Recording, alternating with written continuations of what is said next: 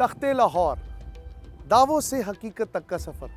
लेकिन आज हम मौजूद हैं तख्ते लाहौर पर, शाही किले के अंदर, और मेरे पस मंज़र में मौजूद एक बहुत ही खूबसूरत व्यू है बादशाही मस्जिद का। साथ आपको नज़र आएगा बारूद खाना, यहाँ पे नज़र आएगा आपको शाही किले का अकबी गेट, और सबसे बढ़कर ये तमाम मनाजिर आपको आप कहेंगे रमज़ान में क्यों दिखा रहे हैं, क्योंकि इस वक्त हैं बाबरकत सातें। सामने नज़र आ रही है शाही मस्जिद जिसके अंदर होती है नमाज तरावी। लेकिन आज की आवाम की आवाज़ का मकसद क्या? मकसद है तारीख़ के उन पहलुओं से आपको रोशनास कराना जो शायद कहीं खो गए थे। अस्सलाम वालेकुम, आप देख रहे हैं आवाम की आवाज़ और मेरा नाम है हमजा साजिद राना। इस वक्त यहाँ पे मौजूद होने का मकसद ये है कि आज आपको तारीख़ के वो छुपे हुए नकूश से हम रोशनास कराएंगे जो शायद कभी हमने अपनी निसाबी किताबें हो या आम ज़िंदगी हो, आम फहम ज़िंदगी हो, उसके अंदर भी हम उनसे कभी रूबरू नहीं हो पाए। हमारे साथ रहिएगा। आज आपको लौ का मंदिर दिखाएंगे, आपको पुराने गेट दिखाएंगे, आपको अकबरी सराय दिखाएंगे, आपको अहाता शाहजहानी दिखाएंगे और जहांगीर का इंसाफ भी दिखाएंगे। हमारे साथ रहिएगा।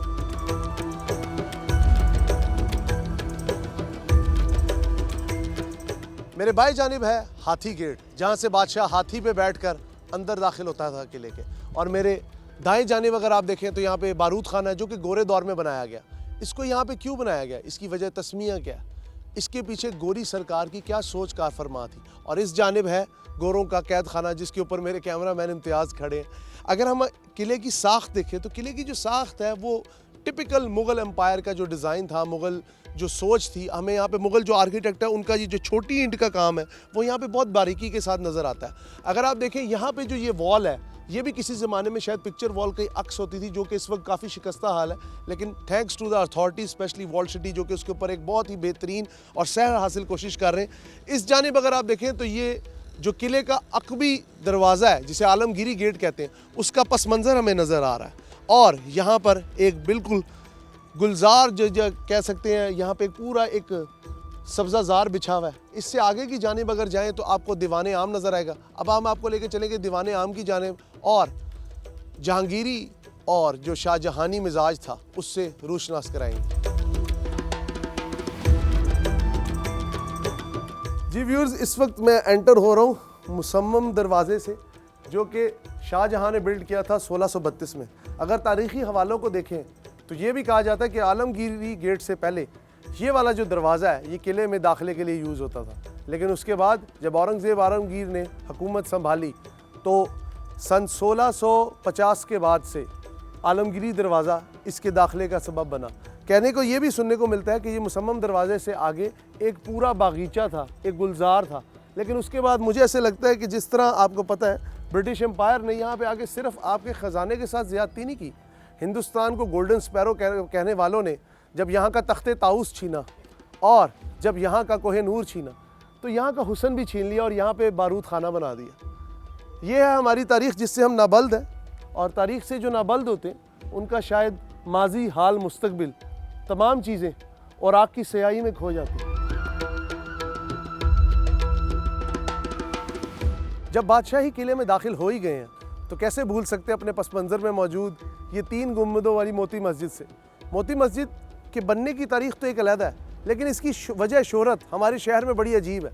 दकियानूसी ख्यालात को समझिए या तवाहम परस्ती समझिए, लोग समझते हैं इस मस्जिद के अंदर जिनों का बसेरा है, लेकिन हकीकत ये है कि ये मस्जिद बेसिकली नमाजियों के लिए अल्लाह का घर है। और ये तमाम बातें तवाहम परस्ती और दकियानूसी ख्यालात का एक आप समझ लें उससे अखज़ की गई। ये मस्जिद जो है ये भी तारीख़ी है, इसकी भी तारीख़ हमें सन 1600 से मिलती है। असल में जो हिंदुस्तान की तारीख़ है उसमें जो बादशाहों का किरदार है उसमें जो सबसे ज़्यादा किरदार हमें मिलता है वो अकबर का मिलेगा, जहांगीर का मिलेगा, शाहजहां का मिलेगा और औरंगज़ेब का मिलेगा, क्योंकि ये वो दौर है जो कि मुग़लिया सल्तनत के जो बामे अरूज का दौर था। लेकिन अगर उसके बाद देखें तो मेरे ख़्याल में सन 1705 या 1706 के बाद मुग़लिया बसात इस तरह उल्ट दी गई जिस तरह शतरंज की बसात को उल्ट दिया जाता।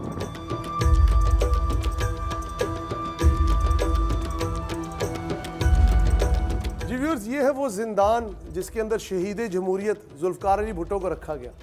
आए तो हम यहाँ पे थे किले की तारीख़ बयान करने, लेकिन हमने ये ज़रूरी समझा, बल्कि यहाँ पे आके ये बात को बताना ज़रूरी समझा कि पाकिस्तान के अंदर एक साबिक़ वज़ीर आज़म जिनके ऊपर एक कत्ल का केस था, रज़ा कसूरी साहब के वालिद साहब का या इससे मिलता जुलता ये केस था। उसके तहत फ़ौजी अदालत ने उन्हें सज़ा दी और यहाँ पे भी उनको कैद रखा गया। इस पूरे कैद खाने को भी एक तरह से प्रिजर्व किया गया और ये दिखाया गया कि जमहूरियत हो या कोई भी दौरे हुकूमत हो, जब हुकूमतें अपनी ताकत आजमाना चाहती हैं तो किसी को भी पाबंदे सलासल कर सकती हैं। भुट्टो साहब की ज़िंदगी से हमें करोड़ इख्तलाफ सही, लेकिन क्या एक वक्त के वज़ीर आज़म को इस तरह कैद करना ठीक था? ये भी तारीख़ के लिए एक सवाल है जिसका जवाब शायद ढूंढने के लिए हम तारीख़ के कितने भी औराक पलटें, हमें नकूश की स्याही के अलावा कुछ नहीं मिलेगा।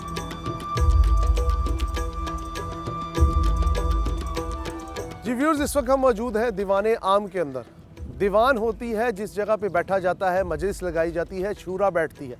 और आम का मतलब यहाँ पे आम पब्लिक, आम जनता, आम अवाम बादशाह के रूबरू हाजिर होती थी और अपनी शिकायत, अपने साली, अपने सवाल लेके आते थे। मुगलिया तर्ज़ हुकूमत में हमें दीवान का लफ्ज़ बहुत कॉमन मिलता है। दीवान वैसे जो बेसिकली इसकी जो वजह तस्मी है वो तो है कि जी शाही दीवान हुआ करते थे और वो तमाम मामलात जो होते थे ख़जाने से के हवाले से उसको उन मामलात को देखा जाता था। लेकिन ये जो दीवान है, इधर आवाम के मसाइल हल किए जाते थे। इसके आपको अंदर के मनाज़िर दिखाएंगे। अगर आप यहाँ पे देखें तो इसके बिल्कुल सामने जो जगह है वो बेसिकली अंदरून शहर है, जो किसी वक्त में जिस जगह को शाही मोहल्ला कहा जाता था, हीरा मंडी कहा जाता था, ये इलाका बिल्कुल सामने है इसके। और अगर इसके आप इस जानिब देखें तो यहाँ पे दीवाने आम है और इसके पीछे दीवाने ख़ास है। दीवाने ख़ास की फुटेज इसलिए नहीं बन सकती कि यूनेस्को के अंडर उसकी तामीर का काम जारी है। और वो सामने ये बड़े बरगद के पेड़ के बिल्कुल पीछे लौह का मंदिर है और लौह के मंदिर के दूसरी जानिब अगर आप जानिब देखें तो वहाँ पे जो एक वो ठंडी खिड़की है जिधर से बहुत खूबसूरत हवा आती है, वो भी आहते शाहजहानी का हिस्सा है। आइए आपको दीवाने आम के कुछ मनाज़िर दिखाते हैं। दीवाने आम में खुश आमदीद। ये अहाता शुमाल में है। इसे शाहजहां ने 1631 से 1633 के दरमियान तामीर करवाया। ये एक 40 सतूनों वाला दरबार था जो कि अकबर के तामीर करदा दौलत खाना खासो आम के झरोके के सामने बनाया गया। दीवाने आम की तामीर का काम आसिफ खान के ज़ेरे निगरानी हुआ। ये दीवान 57 मीटर लंबा, 18 मीटर चौड़ा और 10 मीटर ऊंचा है। इसकी असल इमारत सिखों की खाना जंगी के दौरान ख़त्म हो गई थी, लेकिन इसका मौजूदा ढांचा इब्तदाई अंग्रेज़ी दौर की तामीर नौ है। ये हॉल अंग्रेज़ दौर में डिस्पेंसरी के तौर पे भी इस्तेमाल हुआ करता था।